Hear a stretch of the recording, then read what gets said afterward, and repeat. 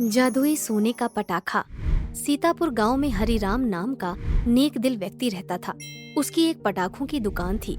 हरिराम जंगलों में जाता, वहां से पत्ते बीन कर लाता और उनको सुखाता, फिर उन पेड़ के सूखे पत्तों से पटाखे बनाया करता था। उसके बनाए पटाखे गांव वालों को बहुत पसंद आते थे। गांव के सभी लोग हरिराम से ही पटाखे लेते थे। हर त्योहार पर हरिराम के पटाखे बहुत बिकते थे। इससे कुछ ज्यादा कमाई तो नहीं, पर गुजर बसर हो जाता था।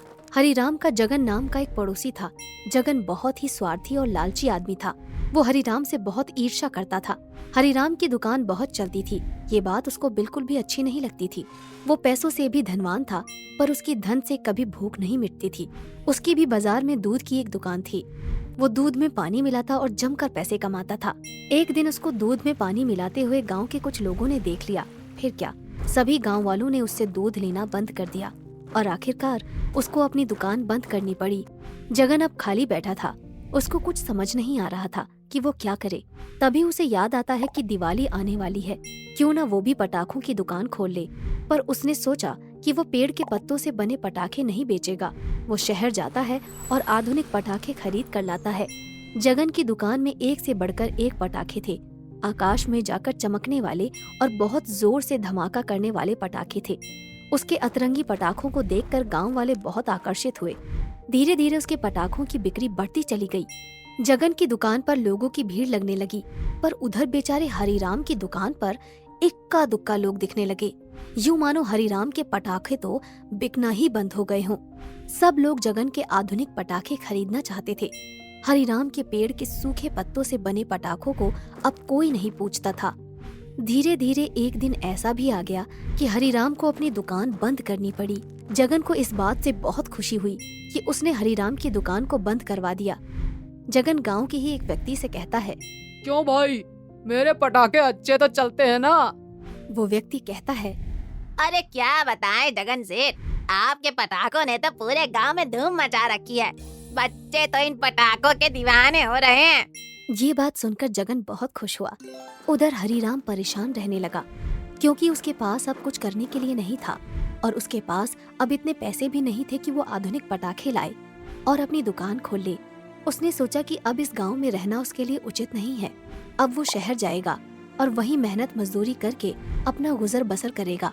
वो पैदल पैदल शहर की तरफ चल पड़ता है। तभी रास्ते में एक जंगल पड़ता है। हरिराम आराम करने की सोचता है। वो एक पेड़ के नीचे बैठ जाता है। तभी उसे वहाँ किसी के रोने की आवाज आती है। वो इधर उधर देखता है तो उसे एक बुढ़िया नजर आती है जो रो रही थी। हरिराम उस बुढ़िया के पास जाता है और कहता है, ओ बूढ़ी अम्मा, अरे रो क्यों रही हो? अरे बेटा, सुबह से भूखी हूँ बेटा, बहुत जोर से भूख लगी है। हरिराम अपनी गठरी में से 2 रोटियां निकालकर उसे दे देता है। बूढ़ी अम्मा कहती हैं, सारी रोटियां तो तुमने मुझको दे दी, अब तुम क्या खाओगे बेटा? अब बूढ़ी अम्मा, इन रोटियों की आवश्यकता तुमको अधिक है और मैं तो जवान हूँ, भूखा भी रह जाऊंगा एक दिन तो क्या होगा, इसलिए आप मेरी चिंता ना करें। बहुत बहुत धन्यवाद बेटा। ठीक है अम्मा, आप भोजन कीजिए। हरिराम अम्मा को रोटियां देकर जैसे ही घूमता है, वो अम्मा उसका हाथ पकड़ लेती है। हरिराम जैसे ही पीछे घूमता है, वो हैरान रह जाता है। वो बूढ़ी अम्मा अब एक दिव्य रूप ले चुकी थी। वो दिव्य शक्ति हरिराम से कहती है, तुम परीक्षा में सफल हुए हरिराम। कौन सी परीक्षा और आप कौन हो? मैं दिव्य शक्ति हूँ और मैं तुम्हारी परीक्षा ले रही थी कि तुम अपने मुसीबत के समय में दूसरों की मदद करते हो या नहीं। पर तुम इस परीक्षा में सफल हुए और तुम्हें अब शहर जाने की भी जरूरत नहीं है। पर हे दिव्य शक्ति, अगर मैं शहर नहीं गया तो मैं कमाऊंगा और खाऊंगा क्या? अपना पेट कैसे भरूंगा? अब तुम्हें अपने पालन पोषण के लिए चिंता करने की बिल्कुल आवश्यकता नहीं है। ये लो, मैं तुम्हें एक सोने का पटाखा देती हूँ। तुम इस पटाखे को चलाओगे तो इससे और सोने के पटाखे निकलेंगे।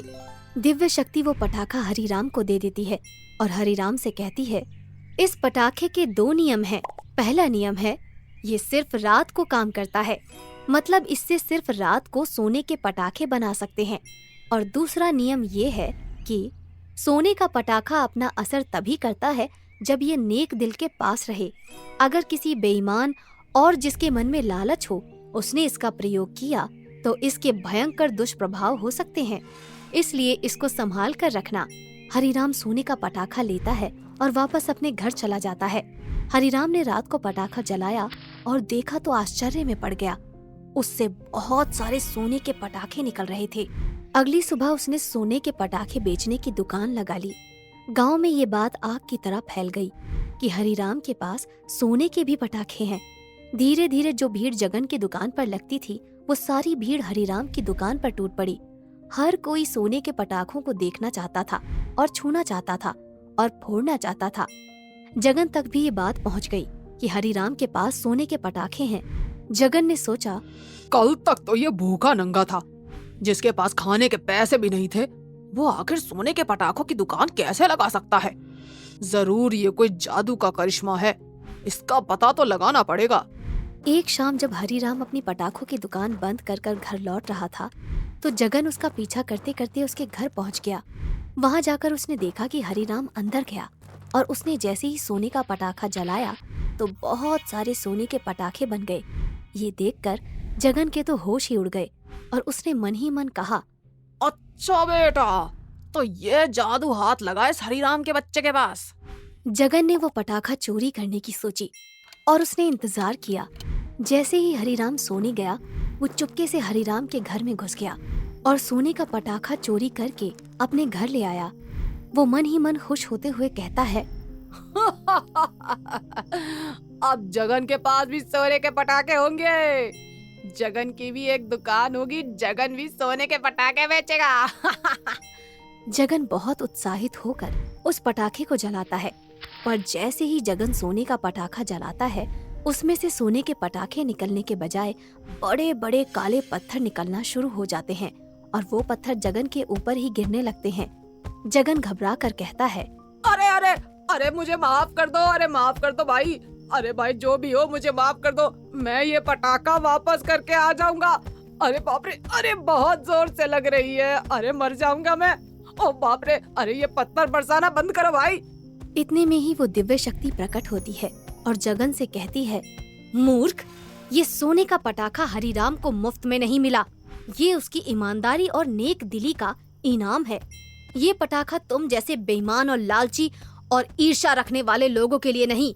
जगन रोते हुए दिव्य शक्ति से कहता है, मैं समझ गया दिव्य शक्ति, मेरी आंखें खुल गई। अब मैं हरिराम से बेवजह ईर्ष्या करता था और उससे जलता था, अब मैं कभी किसी से ईर्ष्या नहीं करूंगा, अब मुझे माफ कर दो।